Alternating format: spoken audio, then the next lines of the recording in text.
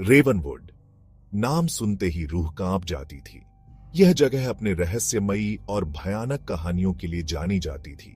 यहाँ के लोग कहानियां सुनाते थे, पुराने ब्लैकवुड मैनर की कहानियां। एक ऐसा मैनर जो समय के साथ और भी डरावना हो गया था। गम की जगह, डर की जगह। यहाँ की हर दीवार, हर कोना एक भयानक कहानी बयां करता था। कहा जाता है कि एलिजा नाम की एक जवान लड़की का यहाँ दर्दनाक अंत हुआ था। उसकी मौत के बाद से ही यह जगह और भी डरावनी हो गई। अब उसकी आत्मा हमेशा के लिए यहीं कैद है।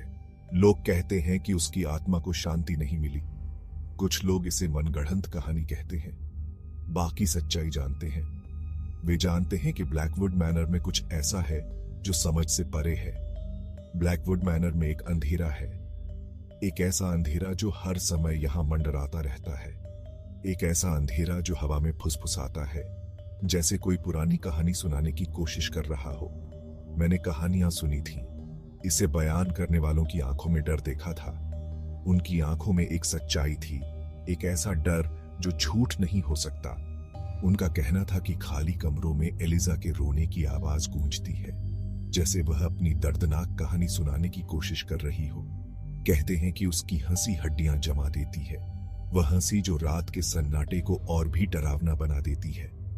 आज रात हम पता लगाएंगे कि क्या ये कहानियां सच हैं, क्या वाकई में एलिजा की आत्मा यहां भटकती है, क्या ब्लैकवुड मैनर की कहानियां सच हैं। हम इस रहस्य से पर्दा उठाएंगे। हम 4 लोग थे, मैं, मार्क, एमिली और क्रिस। हम सभी अलग अलग व्यक्तित्व के थे, लेकिन एक चीज ने हमें एक साथ बांध रखा था, रहस्य और रोमांच की खोज। हम अज्ञात को जानना चाहते थे, डर का रोमांच चाहते थे।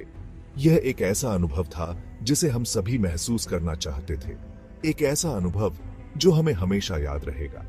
आज रात हम इसे ब्लैकवुड मैनर की दीवारों के भीतर तलाशने आए थे। यह एक ऐसा स्थान था जिसके बारे में हमने कई कहानियां सुनी थीं, लेकिन आज हम खुद इसे देखने आए थे। यह रेवनवुड के ऊपर एक पहाड़ी पर स्थित था, एक ऐसा स्थान जो दूर से ही डरावना लगता था, मानो हमें अपनी ओर खींच रहा हो। चांदनी रात में एक ढहता हुआ साया, यह साया हमें चेतावनी दे रहा था, लेकिन हम पीछे हटने वाले नहीं थे। लोहे के दरवाजे खुले हुए थे, मुड़े और टूटे हुए। ये दरवाजे हमें अंदर आने का निमंत्रण दे रहे थे, मानो कह रहे हों कि अंदर आओ और देखो क्या छुपा है। मानो कंकाल की बाहें हमें अपनी ओर बुला रही हों। यह दृश्य हमारे दिलों में डर और उत्सुकता दोनों को बढ़ा रहा था। उनकी आंखों में झिझक दिख रही थी, पर किसी ने कुछ नहीं कहा। हम सभी जानते थे कि यह एक ऐसा अनुभव होगा जिसे हम कभी नहीं भूल पाएंगे। अब पीछे हटने का कोई मतलब नहीं था। हम यहां तक आ चुके थे और अब हमें आगे बढ़ना ही था। जैसे जैसे हम घर के पास पहुंचे, हवा ठंडी होती गई। यह ठंड हमें और भी डरावना महसूस करा रही थी, लेकिन हम डरे नहीं। मेरी रीढ़ की हड्डी में सिहरन दौड़ गई। यह सिहरन हमें बता रही थी कि हम कुछ असाधारण अनुभव करने वाले हैं। यही था वह पल, सच्चाई का पल। यह वह क्षण था जब हमें अपने डर का सामना करना था और देखना था कि हम कितने बहादुर हैं। क्या हम उस अंधेरे का सामना कर पाएंगे जो हमारे भीतर इंतजार कर रहा था? यह सवाल हमारे मन में गूंज रहा था। या हम ब्लैकवुड मैनर की कहानी का एक और अध्याय बन जाएंगे?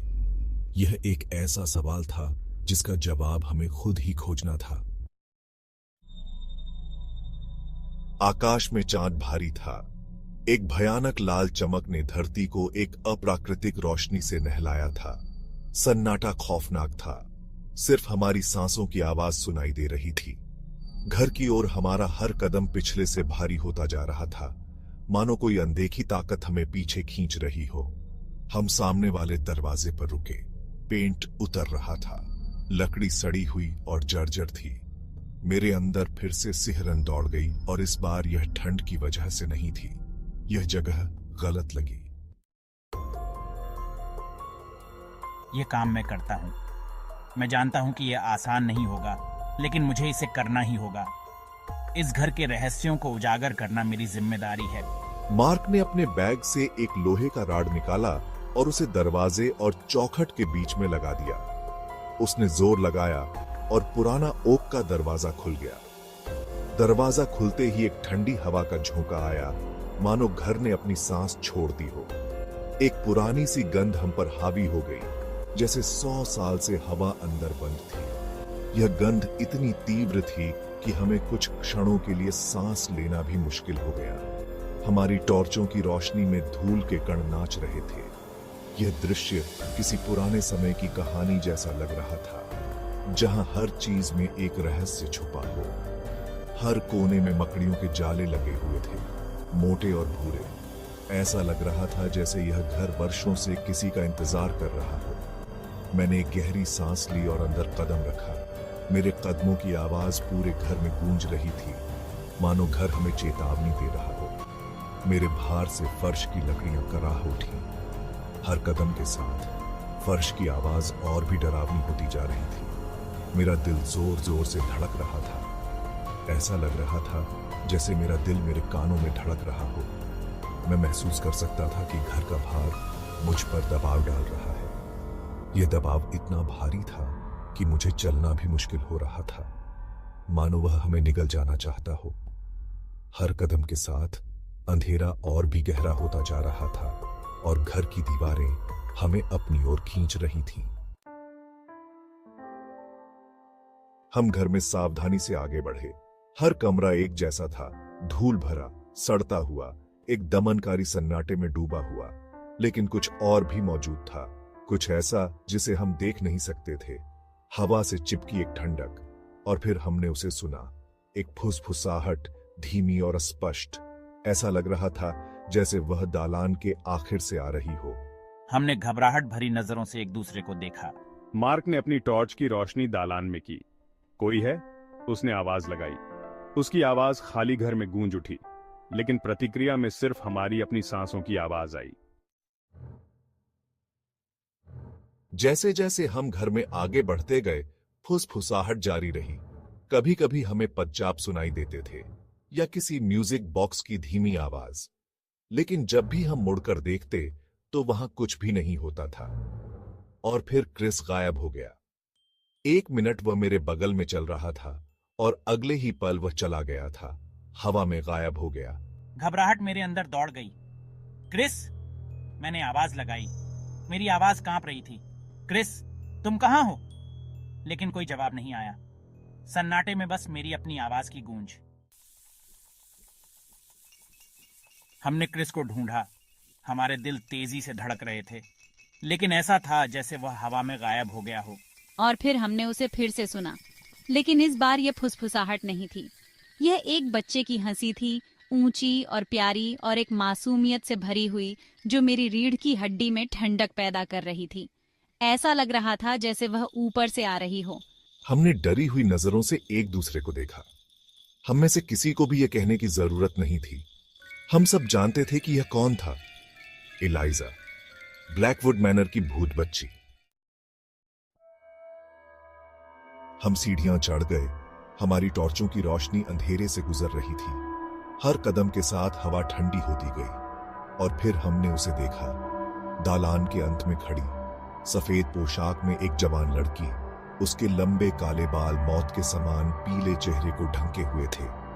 उसकी आंखें खुली थीं, लेकिन वे खाली थीं, बर्फ के 2 टुकड़ों की तरह। एमिली हाँफने लगी और पीछे की ओर ठोकर मार गई। मार्क ने अपनी टॉर्च गिरा दी और वह फर्श पर गिर गई, जिससे हम अंधेरे में डूब गए। लड़की की हंसी हमारे चारों ओर गूंज रही थी। यह प्यारी और मासूम नहीं थी, ये ठंडी और क्रूर थी, एक प्राचीन द्वेष से भरी हुई। हम पीछे हटे, हमारे हाथ आगे बढ़े हुए थे, बचने के लिए बेताब। लेकिन बहुत देर हो चुकी थी। घर हमारे चारों ओर जीवित था। दीवारें करीब आती हुई लग रही थीं। हवा घनी और घुटन भरी थी। हम फंस चुके थे। हंसी तेज होती गई, हमारे चारों ओर गूंज रही थी, और फिर जैसे ही यह शुरू हुआ था वैसे ही बंद हो गया। हम सन्नाटे में रह गए। हमारी सांसें तेजी से चल रही थीं। हम अकेले थे, या हमें ऐसा ही लग रहा था। एक ठंडे हाथ ने मेरी कलाई पकड़ ली। मैं चिल्लाया और खुद को छुड़ाने की कोशिश की, लेकिन पकड़ बहुत मजबूत थी। मैंने सफेद पोशाक वाली लड़की की आंखों में देखा। उसका चेहरा मेरे चेहरे से कुछ इंच की दूरी पर था। उसकी सांसें मेरे गाल पर ठंडी थीं और फिर मैं समझ गया, हम अकेले नहीं थे। हम फिर कभी अकेले नहीं होंगे। अब हम उसके थे। ब्लैकवुड मैनर की दीवारों के भीतर हमेशा के लिए फंस गए। अंधेरा छा गया और आखिरी चीज जो मैंने सुनी वह थी हमारी अपनी चीखों की आवाज जो खाली हॉल में गूंज रही थी।